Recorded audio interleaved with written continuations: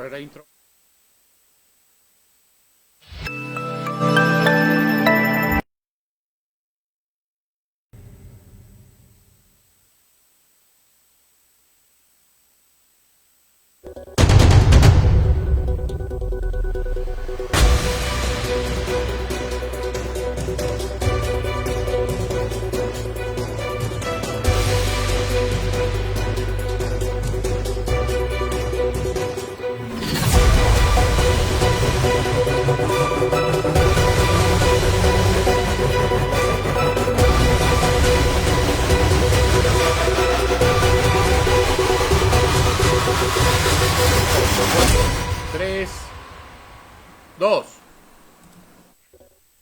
Muy buenas tardes, bienvenidos a una emisión más de Análisis Más Allá de la Noticia.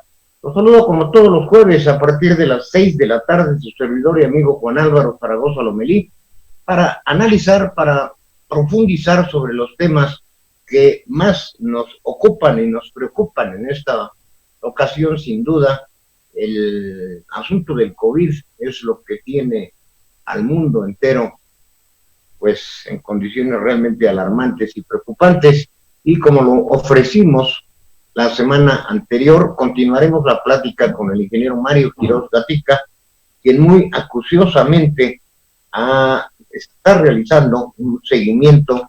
Aquí tengo a la mano los 3 artículos, está elaborando el 4, desde que inició la pandemia y su desarrollo. Buenas tardes, ingeniero, muchas gracias por aceptar esta conversación.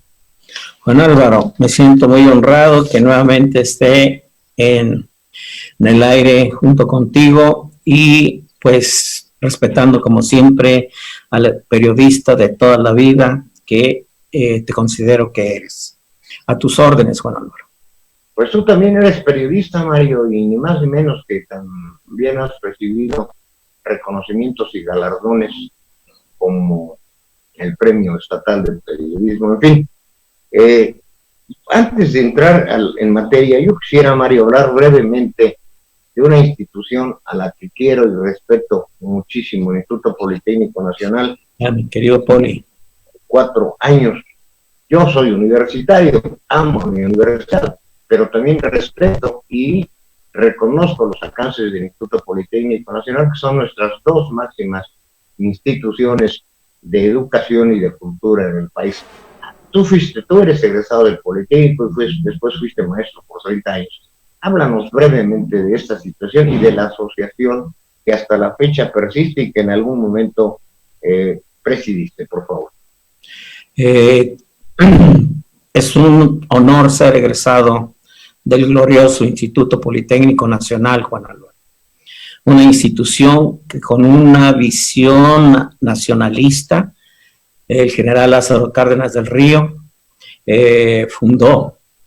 Por eso tenemos una estatua allá en la zona profesional de Zacatenco, donde el que fuera presidente de México, 1934-1940, todo mundo respetamos. Así es que todo egresado politécnico tiene una filosofía cardenista. Y al hablar de filosofía cardenista significa nacionalista. En consecuencia, el general Lázaro Cárdenas funda el Politécnico. Alguien me comentó alguna vez, cercano al mismo general, se lo comentó a otra persona y esa otra persona me lo comentó a mí, de que el presidente Cárdenas tenía en mente la expropiación petrolera y se adelantó todavía un paso más de ese proyecto que guardaba celosamente en su corazón y en su mente para ir preparando los cuadros técnicos que pudiera requerirse en la industria petrolera. De tal manera que funda el Politécnico y hay una escuela que se llama ESIQUIE, Escuela Superior de Ingeniería Químicas y Extractivas, en donde salieron una gran cantidad de ingenieros químicos con especialidad en el petróleo.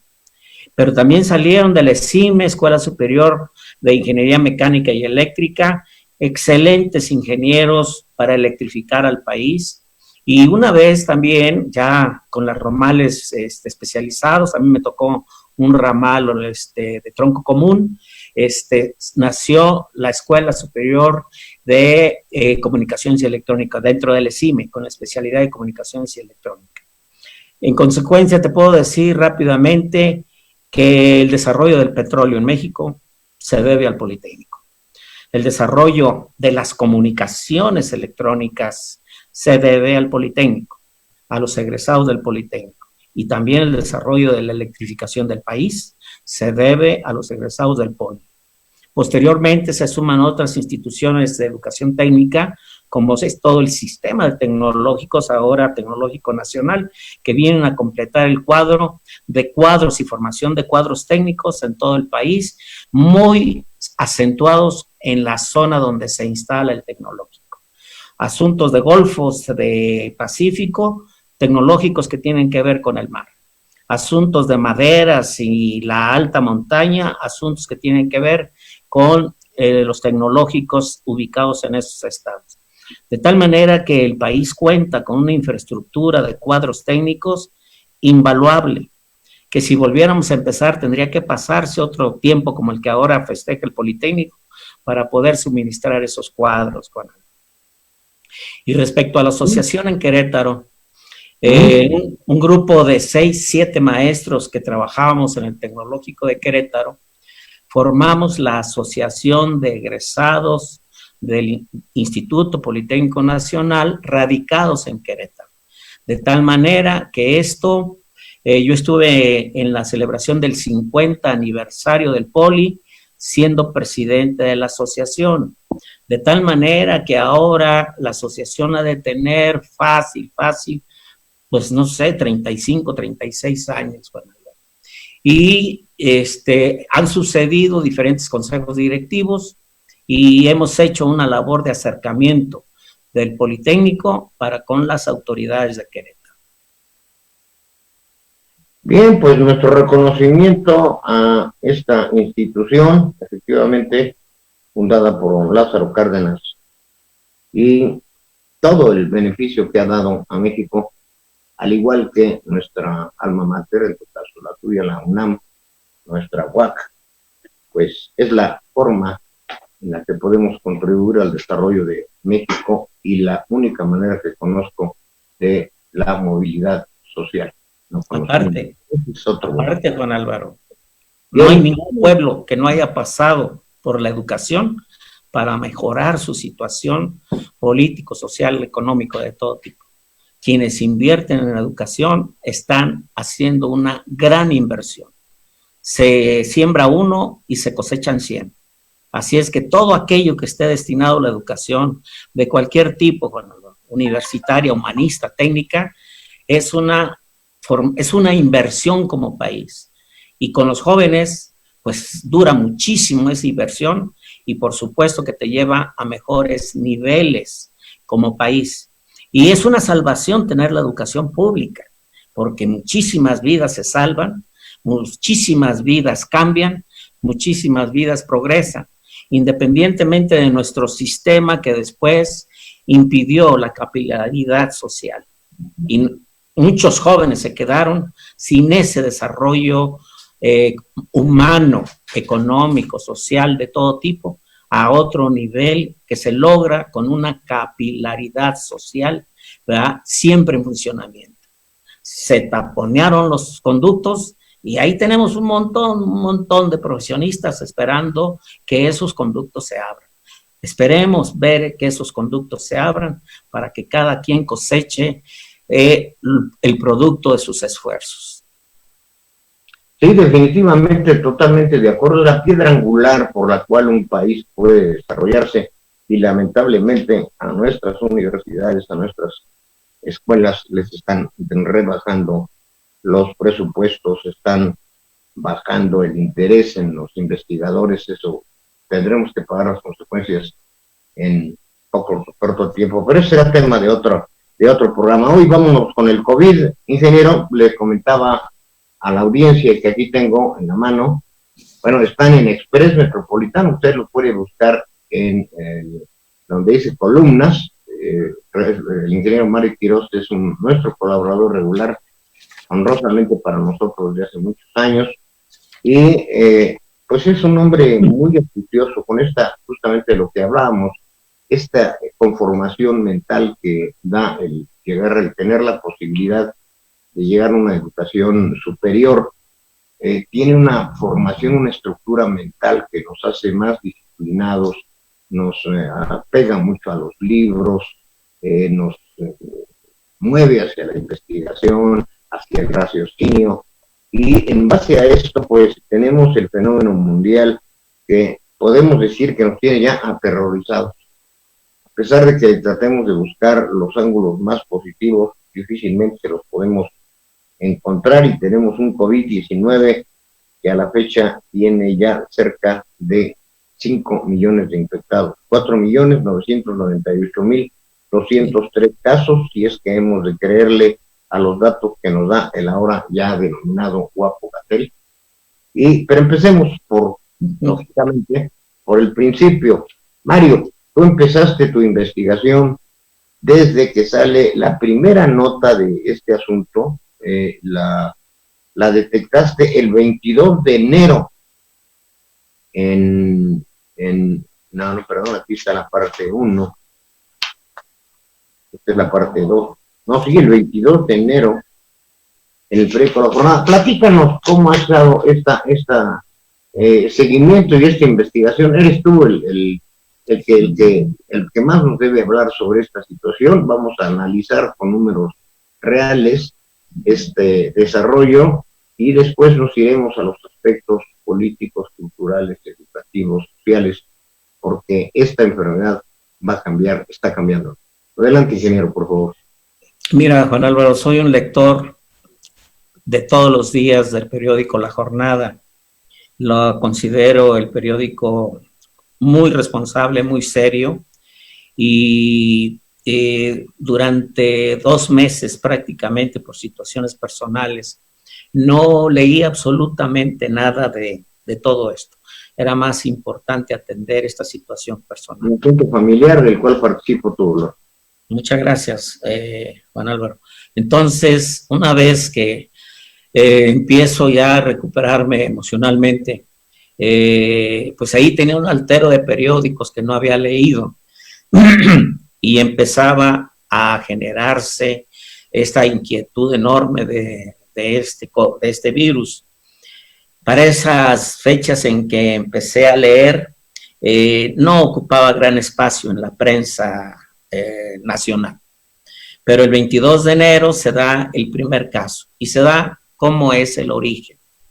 Ahí lo narro en el primer artículo, pero lo que no narro, el artículo se puede consultar en línea, pero lo que no narro es que no fue una notificación oficial la que se dio desde China a la Organización Mundial de la Salud, sino sucede que el médico oftalmólogo, 54 años, que atiende uno de los primeros casos que aparecen en China, él, por vía de su teléfono celular, se lo comenta a sus compañeros médicos, y sus compañeros médicos, alguno de ellos lo saca del núcleo de médicos y da a conocer la presencia de algo diferente, algo que estaba pasando y que llegó al hospital donde trabajaba este médico oftalmólogo. No pasa ni 2 días cuando llega una autoridad municipal, equivalente al municipal, con el doctor a exigirle que haga un desmentido en virtud de que lo que estaba haciendo era considerado un delito, y que si no lo hacía, podría ser castigado hasta por 5 años de cárcel. Por supuesto, el doctor dijo, no, pues yo digo lo que ustedes digan. De tal manera que esta noticia se sale del conjunto de médicos y empieza a recorrer el mundo. Y empieza a enterarse el mundo de esto que está pasando originalmente en China. Recibe la amenaza, y cuando esta situación crece, están obligados a explicarle al mundo, fundamentalmente a la Organización Mundial de la Salud, el por qué estaba pasando eso y por qué no habíamos sido informados. Así es que no le queda otra cosa a China más que informar. Pero viene la avalancha de tal manera que a las autoridades municipales que amenazaron al médico, en el transcurso de los días, el médico fallece. Y de ser señalado por no me das tantita agua, por favor, mi cariño. De ser señalado como, gracias, como un alterador del orden público, adquiere una dimensión de héroe. De tal manera que autoridades superiores a los del nivel municipal de Wuhan corren a todos aquellos que participaron en la amenaza, nombran nueva dirección y empiezan a atender el problema bajo los ojos del mundo. Ese es el inicio. Todavía estamos a 20 de mayo y todavía, Juan Álvaro, no se sabe cuál es el origen de esto. Lo que sí se ve es que Estados Unidos está haciendo un reclamo directo a China por innumerables situaciones y le recortó su financiamiento. Lo que no esperaba Estados Unidos es que Rusia, la Unión Europea y la China misma dice: necesitamos tus recursos, pero además tus reclamaciones no tienen sustento. Hay algo adicional a estas reclamaciones. ¿Y cuál es ese algo adicional sin decirlo? Pues simple y sencillamente, Juan Álvaro, la cantidad de fallecidos que le ha ocasionado este virus a los Estados Unidos de Norteamérica. 95,000 casos fallecidos. Y trae 1,5 millones de contagios. Ese es un foco en este momento, sí. Ahora, Juan Álvaro, yo decía, ¿qué le pasó a Estados Unidos? Su primer caso, Juan Álvaro, lo tuvo de un residente en China que llega al estado de Washington, en la costa oeste de los Estados Unidos, hace frontera con Canadá. Y esta persona empieza a contagiar a algunas gentes de ese estado. Y el primer fallecido es de ese estado.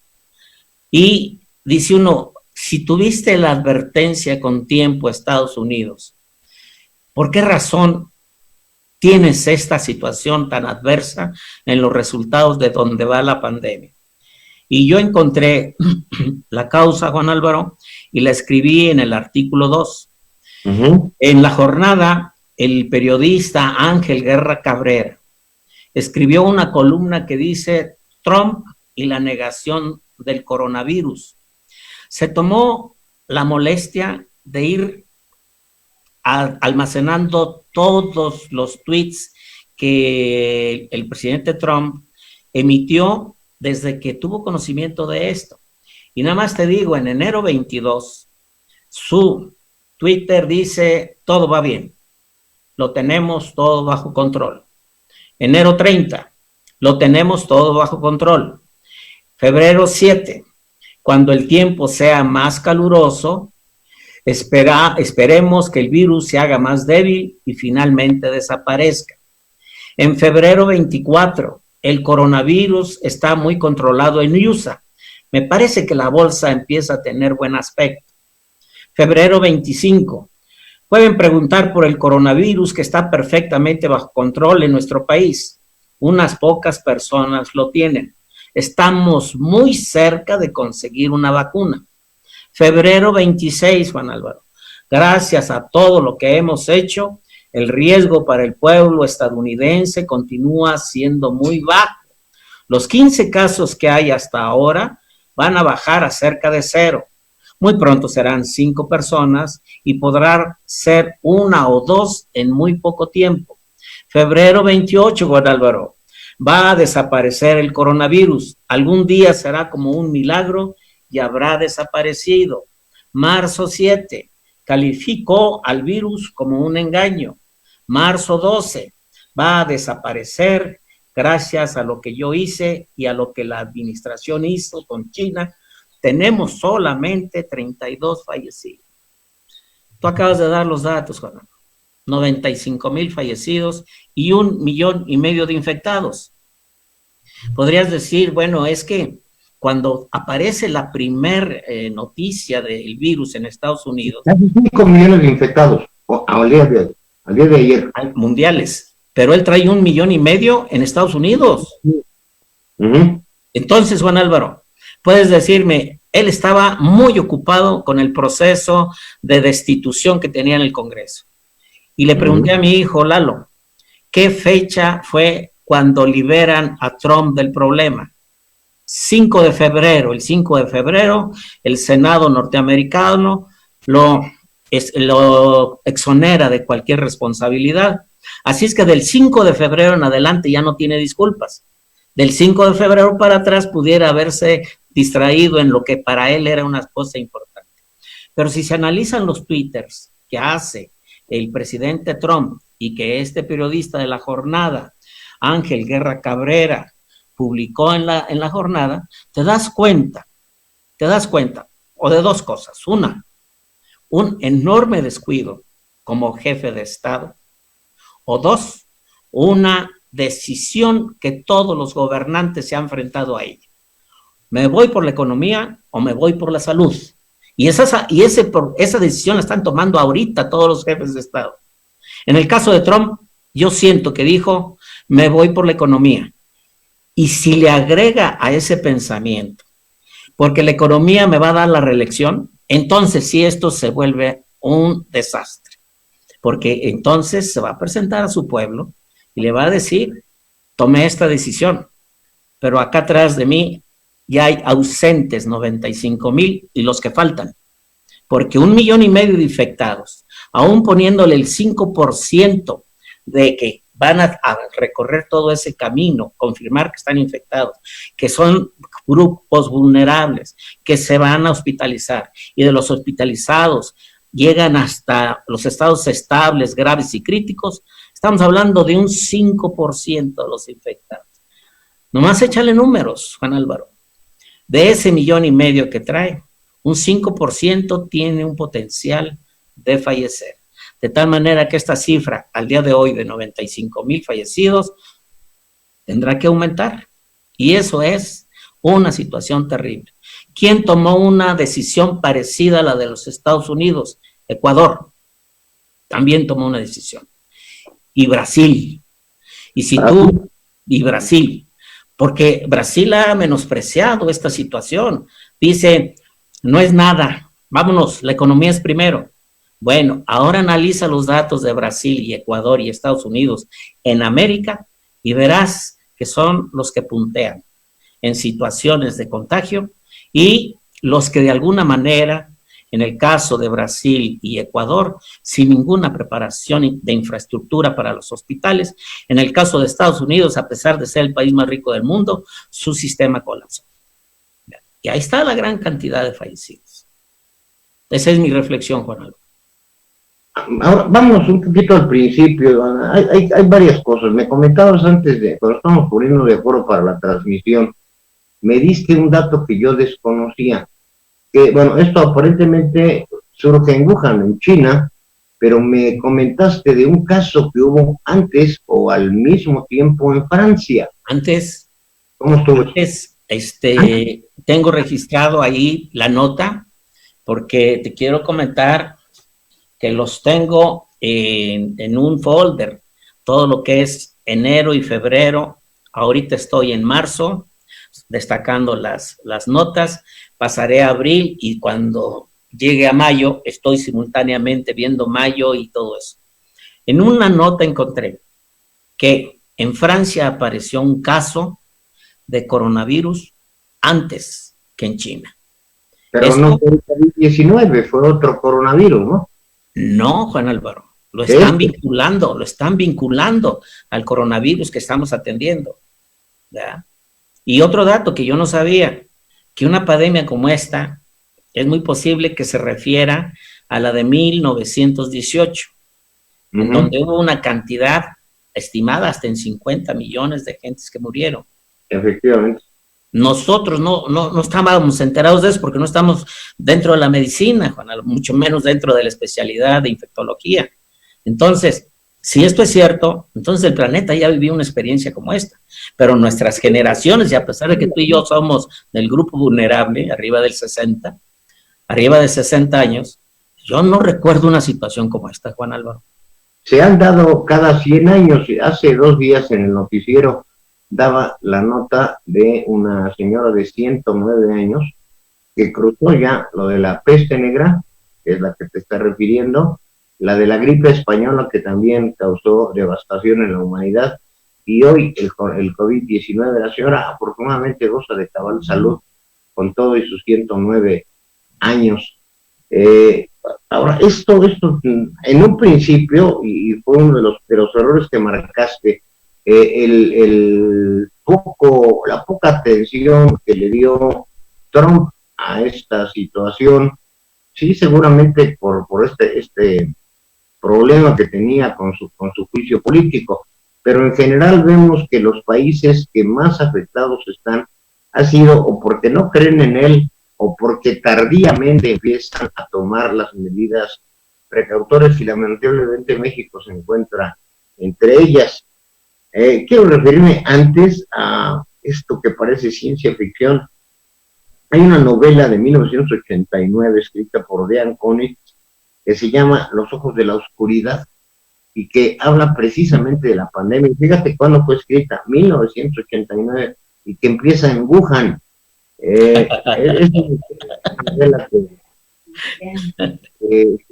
que ya la leí y tiene un final feliz relativamente, porque el héroe de la novela pues sí sobrevive, pero hay en el camino muchos millones de muertos.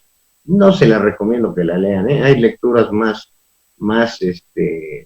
creativas, como la que tenemos con nuestra compañera Gabriel González, no se la pierdan.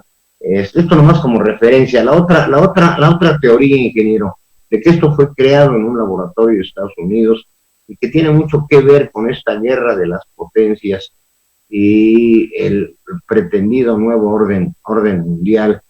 ¿Qué opinión te merecen estos distintos puntos de vista? Hay incluso muchas teorías matemáticas, de las que tú sabes mucho, sobre este famoso aplanamiento de la curva, que lejos de aplanarse está creciendo exponencialmente. Y como ya lo vimos, para el 1 de junio que se anunciaba un retorno a también la llamada nueva normalidad, pues ya se nos va a ir hasta julio, hasta agosto, ya las clases se suspendieron. Bueno, ¿qué consideraciones tienes sobre eso? Mi oficio es preguntar, el tuyo contestar en este momento. Préstame mi cuaderno, ¿no?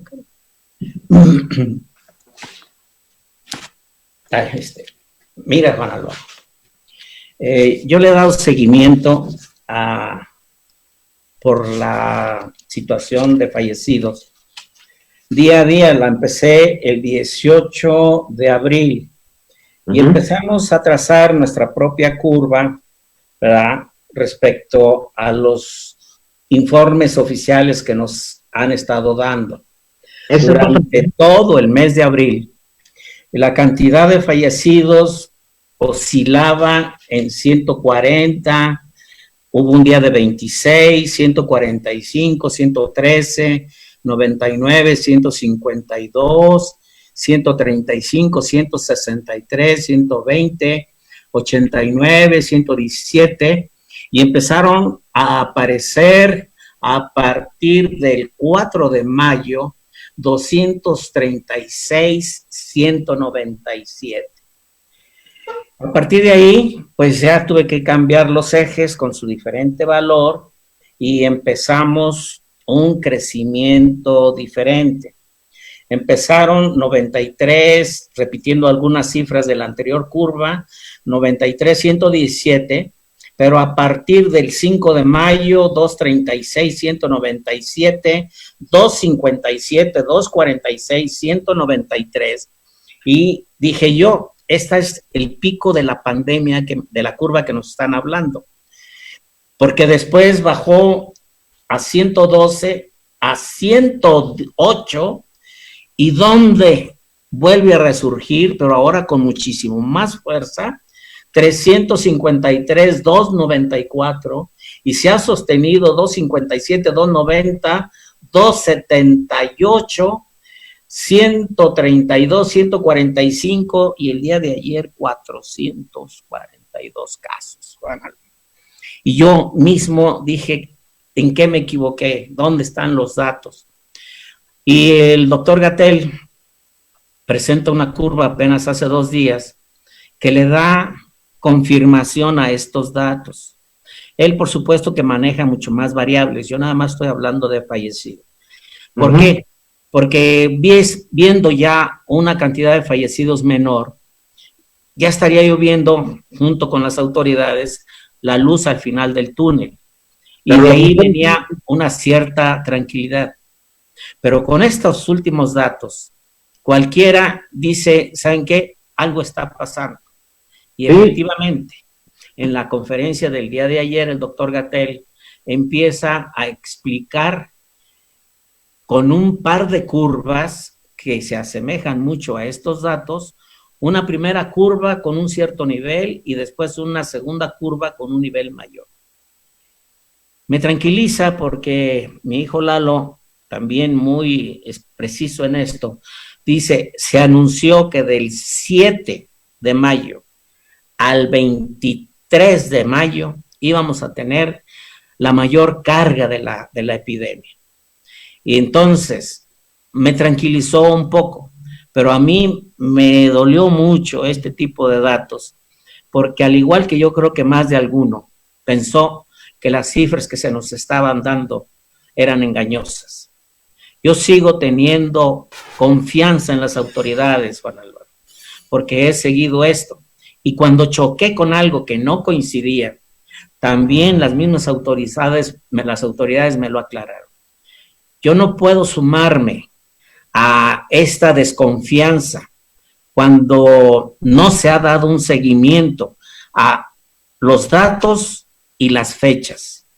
Como yo hasta estos días he dado seguimiento y me confirman datos y fechas, más lo que me dijo mi hijo, que estamos hablando hasta el 23 de mayo, estoy esperando que llegue ya pasado mañana y pasado mañana para ver si esto se confirma.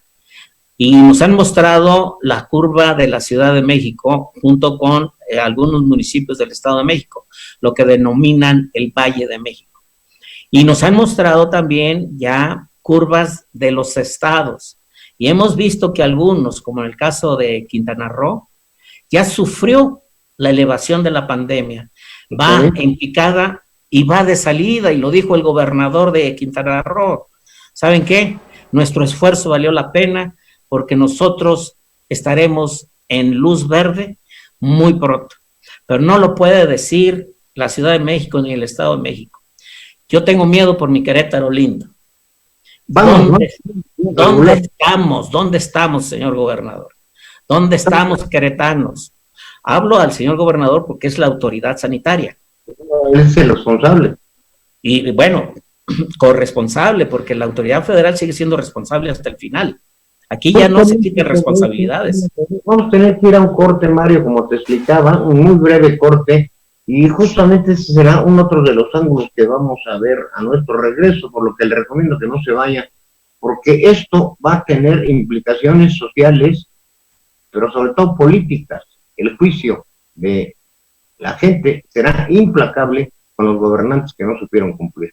Vamos a este breve corte por cuestiones técnicas, estamos en el sistema Zoom, y regresamos en un momento para que me des tus consideraciones sobre este juicio que tendrá la historia, que tendremos los ciudadanos sobre las actitudes, ya lo mencionaste con mucha precisión, esta confianza o este error de Trump está costando muchas vidas, y en el caso de México también hubo retrasos y hay por ahí protagonismos con los que no estamos de acuerdo. Un corte y regresamos, no te me vayas, Mario, ni que se nos vaya nuestra audiencia, por favor, porque viene lo mejor.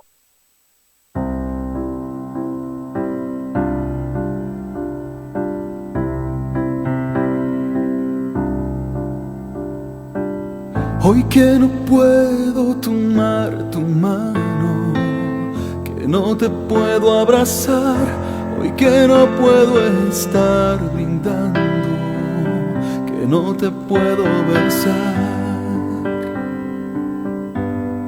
Solo nos queda respirar, detenernos, tener paciencia, reencontrarnos, oír la ciencia, recobrar nuestra paz. Volverán las pervadas de tordos negros a volar en el sangrenal. No esperes más, hoy sabrás que hay más vida tras de la puerta, en las manos que te despiertan, pero no puedes tocar.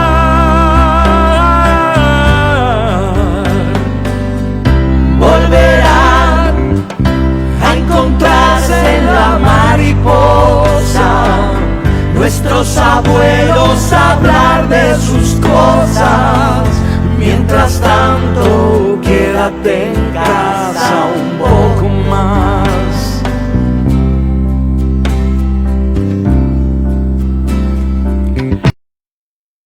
Nunca está encerrado, es por amor que nuestros cuerpos hemos separado. La indiferencia mata, pero entregarse asusta. Hoy ser valiente es controlar la angustia. Todo este tiempo y lo que quede, a diario, conviértete en viajero sedentario. Descubre el universo que tienes en el centro. Hoy que no puedes ir afuera, ve hacia adentro. Hoy que no puedo tomar tu mano, que no te puedo abrazar, hoy que no puedo estar brindando, que no te puedo besar. Solo nos queda respirar, detenernos, tener paciencia. De vida, como lo dijo Angela Merkel, una sola vida vale cualquier cosa. O sea, lo que sea hay que cambiarlo por una sola vida. Y aquí lamentablemente ha habido los tiempos, los criterios de los gobernantes y muchos errores de la gente que ha tenido a su cargo esta situación. Y un cuarto elemento en el que también nosotros, los ciudadanos, tenemos una cierta responsabilidad, no haber respondido en su momento a lo que se llamó el aislamiento, que hasta la fecha el lavado de manos la tiene, los tapabocas, que todavía Gatell decía cuando estábamos ya con muchos números de infectados que no se podía usar. Esos errores nos están costando vidas, Mario, y ya no podemos lamentar. Pero el juicio de la historia va a ser implacable, y el de nosotros mismos también. Tus consideraciones. En la parte última de la tercera colaboración que le mandé a Express Metropolitano, decía yo lo siguiente, Juan Álvaro, y también lo pueden consultar: todos los líderes del mundo pasarán frente a sus pueblos con su cortejo fúnebre. Harán uso de la palabra para decir, explicar y justificar lo que hicieron o dejaron de hacer. Posteriormente vendrá el histórico veredicto. En los países democráticos será en las urnas donde se deposite. Si hoy fuera este desfile, a ver si por aquí aparece la fecha en que lo escribí, pero debe ser en abril. Si hoy fuera el desfile, el gobernante chino sería el primero en pasar y diría: vamos saliendo de la pandemia que inició hace 4 meses. Tomé medidas drásticas de acuerdo a nuestro sistema y me presento ante ustedes con 4,632 muertos y 82,830 todavía enfermos. Mis acciones fueron proteger a todos ustedes, que son 1.395 millones. El segundo en pasar sería Donald Trump, sonriente y dicharachero.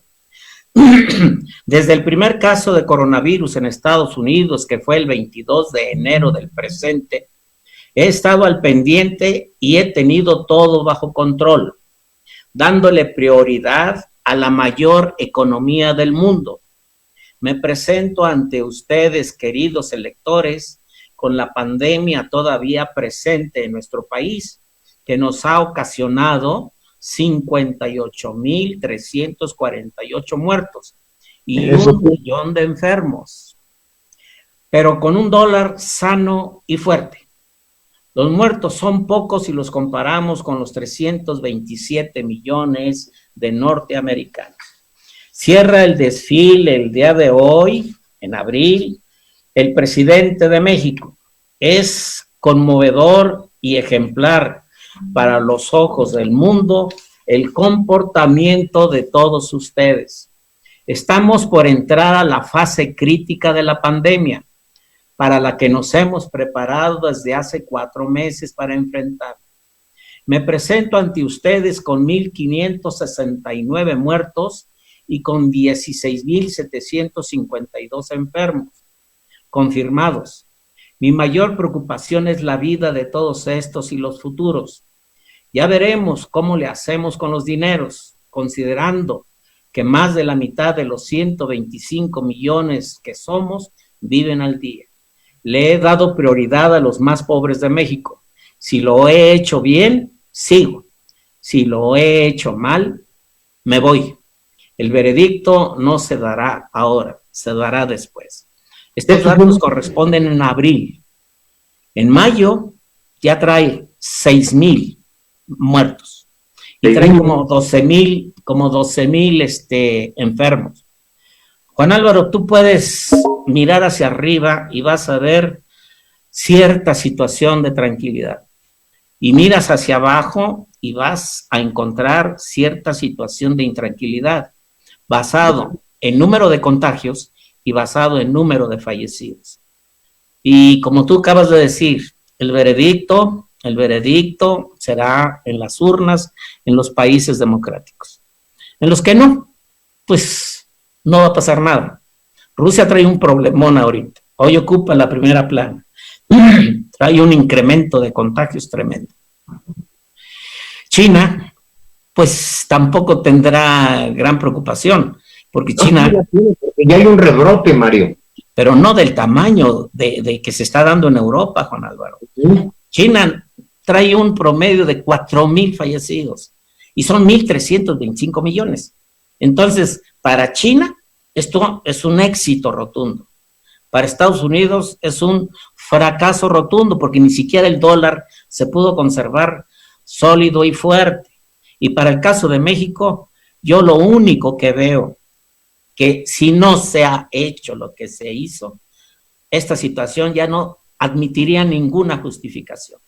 Pero estamos en la parte más difícil de la pandemia y mi veredicto personal que se dará en las urnas será hasta después de que vea yo la siguiente semana que nos falta, o sea, en lo que resta de esta semana y la siguiente semana.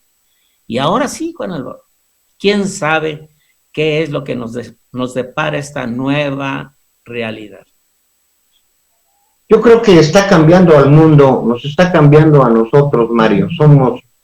Fuimos unos antes y seremos otros después. Respecto a las cifras, al día de hoy, hace un momento las daba, pues superamos el número de muertos de China, 6,090 defunciones y 56,594 casos, con los hospitales en el área metropolitana, o sea, lo que es la Ciudad de México y el Estado de México, ya totalmente saturados. Y lo aterrador, la verdad, 3 días en lista de espera para las cremaciones. Esta situación, pues, está totalmente fuera de nuestro alcance, Mario. Son los científicos, son los médicos, son estos heroicos hombres que están en la primera línea, de la cual, por cierto, también están siendo víctimas de discriminación y de ataques, lo que es increíble. Fíjate, aquí en Querétaro, tan solamente en Querétaro hay 221 casos de gente que se ha infectado por estar atendiendo a los demás. La mayoría, afortunadamente, son leves, hay 2 defunciones. Tenemos casos a nivel nacional de compañeros periodistas, también es una parte de la que yo he seguido. Afortunadamente, nuestra compañera, bueno, compañera lo digo por ser periodista, la que está cubriendo por parte de Imagen Noticias esta pandemia, Miriam Moreno, que se infectó y afortunadamente salió del asunto y de inmediato se puso a trabajar desde su casa y nos dio un reportaje extraordinario anoche en el programa de Ciro Gómez Leiva sobre el caso de estos, no sé cómo ponerle calificativos, no puedo usar malas palabras a cuadro, pero de estos delincuentes que hicieron el secuestro del personal médico que estaba ubicado en uno de los hoteles capitalinos, que pidieron un rescate de 300,000 pesos que uno de los familiares de los que estaban ahí en ese secuestro lo pagó, y eran gente que venía de Monterrey, que se vino a México porque es precisamente el punto más grave de la pandemia, y después de este episodio pues, tuvieron que regresarse a Monterrey. Y casos como estos tenemos muchos. Está a prueba la humanidad, Mario. Todos, Juan Álvaro. De ese número de casos, ahorita lo que nos está llamando la atención son los casos activos, Juan Álvaro. Y el último dato que tenemos, y seguramente lo tienes ahí en tu escritorio, son 12,085 casos activos. Pero también, si queremos hacer un juicio equilibrado, pues han sido 105,000 los casos negativos y son cerca de 200,000 los casos estudiados, Juan Álvaro. Así es que estas enormes cantidades, ¿verdad? Los casos confirmados, acumulados, son 56,594, el último dato, pero los activos son 12,000. Entonces dices tú, hacia arriba, 56,000, hablando de casos, respecto a 1,5 millones, Juan Álvaro, de Estados Unidos, frente a 250,000 casos de Ecuador, de Brasil. Brasil trae un 250,000 de casos. Entonces dices tú,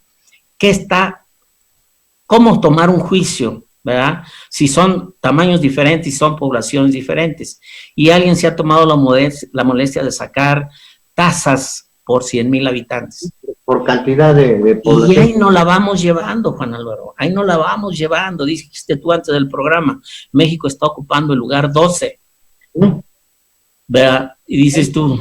Estamos ascendiendo, Dices tú, todavía esto no termina, porque ahorita a la que le va a pegar en los próximos meses es a lo del Mediterráneo Oriental. Entonces ahí que se prepare Israel, que se prepare el Líbano, que se prepare Turquía también, de este lado, la parte norte de África, y viene África también. Viene África que ahorita trae un nivel bajo. Es el último de las barras que nos muestran a las 7 de la noche. África, imagínate, África, que no tiene un sistema de salud como Alemania, como Inglaterra, como España, como Francia, como Italia. Y aún así, aquellos países que no tuvieron el tiempo de prepararse, traen rangos de 30,000 fallecidos. Y ya están abriendo con un sumo cuidado. Nosotros vamos a ver qué va a pasar. Yo creo que este país sigue siendo guadalupano y pues hay mucha confianza. Ese factor de unidad que es la Virgen de Guadalupe, yo creo que nos identifica en el mundo. Muchos apelamos a un ser superior, ¿verdad? Al ver el Vaticano solo, con su vicario, ahí solo, es una situación increíble, histórica. Ya empezó a abrir el Vaticano también. Entonces, Juan Álvaro, Ojalá y en un mes podamos tener una oportunidad de platicar con el público y contigo y hacer ya un balance un poco más mesurado, más tranquilo, de cómo va la situación, porque esto no va a acabar.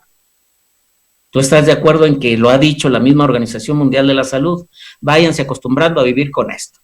Todavía no salimos de esta y nos dicen que en 2 meses viene la influenza, Juan Alberto. Y dices, sí, respecto a lo primero, adelante, Mario. ¿Qué es lo que va a pasar? Entonces, en un mes, ojalá, o 2 meses, cuando tú lo estimes conveniente, que veamos que el polvo ya bajó, vamos a ver cómo nos fue.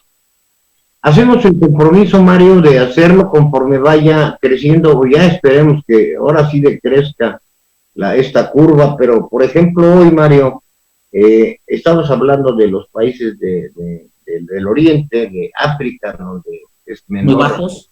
Es mayor. Bueno, aquí en Latinoamérica, en Sudamérica específicamente, en las últimas 24 horas, Mario, tuvimos 106,000 casos más nuevos reportados en un solo día, y esta es información de la Organización Mundial de la Salud. Otro dato que me pareció muy interesante en tu serie de artículos es esta comparación que hiciste. En la guerra de Vietnam, aquí mismo lo especifica, fue de 1959 a 1975, la única guerra, por cierto, que ha perdido el imperio, los Estados Unidos. Hubo 58,000 muertos, ve todo lo que generó. Hoy las cifras, pues aquí las tenemos aterradoras. Tan solo en México, de los que llevamos en cuanto a casos, fueron 56,594, y ya hablaste del número de muertos en los Estados Unidos. Estamos en la pandemia de este siglo, esperemos que no nos vengan otras, porque bueno, lo sabemos, este virus tiene una metástasis, ya se está hablando de otro tipo de coronavirus, es como la gripa, con toda proporción guardada. La gripa lo único que hace pues es 2-3 días ahí con malestares, pero este es mortal y es el que está regresando a China, y pues no nos queda, como tú lo dijiste hace un rato, yo también soy católico, a Dios rezando y con el mazo dando, pero vamos a hacer un mundo distinto. Ya ves, ayer Trump declaró ya cerradas sus fronteras, tanto con Canadá como con Estados Unidos. En este mundo global que estábamos viviendo, muchos estados, países, hasta municipios, estábamos viendo ahí en Michoacán, uno de los alcaldes decidió ahí de plano poner unas barreras para que la gente no entre. En fin, los aspectos psicológicos también es otro tema poco abordado, que me gustaría que me dieras tu punto de vista. Tú, al igual que yo, hemos decidido aislarnos, bueno, por razones de nuestra edad somos del grupo más vulnerable, y ojalá nos diera tiempo de hablar de este asunto de la bioética, sobre estos temas que nos dices. Pues está el compromiso hecho, Juan Álvaro. Un saludo a tu auditorio y un abrazo a tu persona. Y bueno, ya no tuvimos tiempo. ¿Cómo andamos en tiempo, productor? Nos quedan 2 minutos, ingeniero. 2 minutos para que des tu primera conclusión. ¿Queda el compromiso hecho?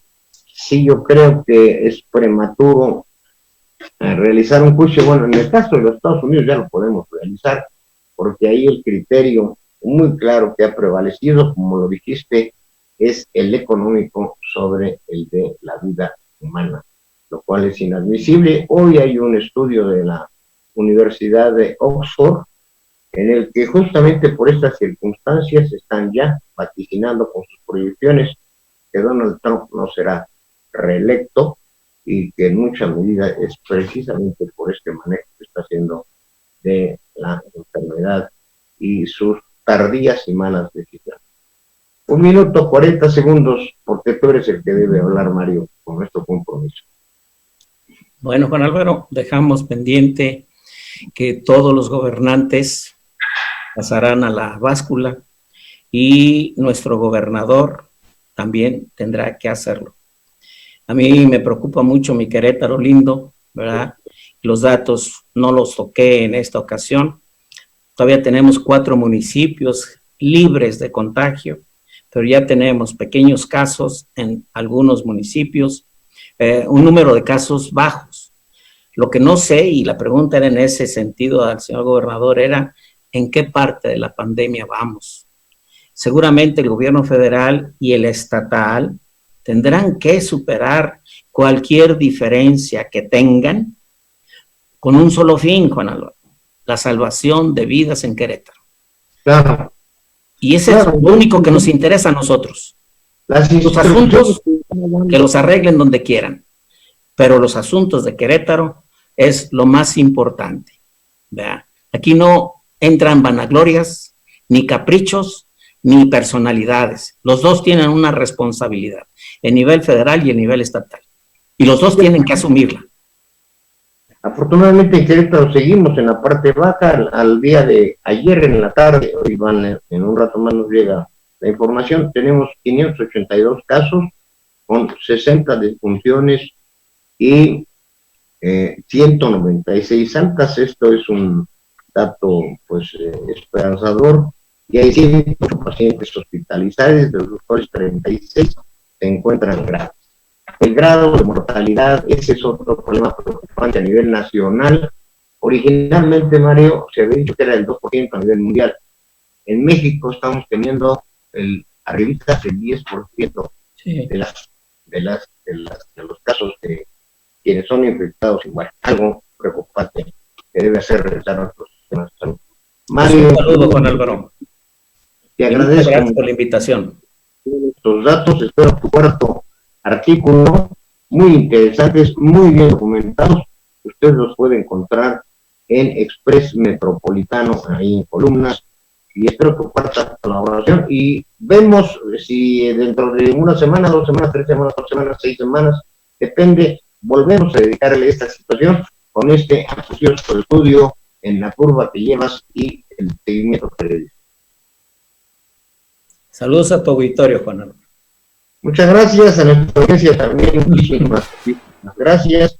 Esperemos que muchas de las dudas que usted tiene le hayan sido dado respuesta. Ingeniero Mario Quiroz, yo estoy aquí a sus órdenes. Nos vemos hoy en la noche en Mangas de Camisa, una colaboración para el noticiero de nuestro buen compañero Javier García Santana. Mañana al mediodía, los 0 del mediodía.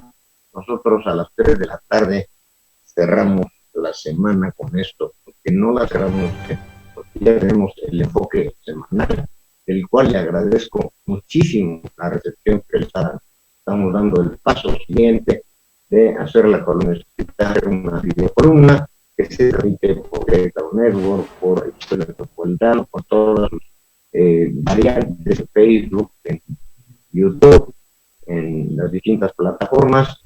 Muchas gracias por su atención. Aquí estamos a sus órdenes para lo que usted requiera. Póngale me gusta, compártalo. Muchas gracias, buenas tardes. Hasta pronto. Gracias.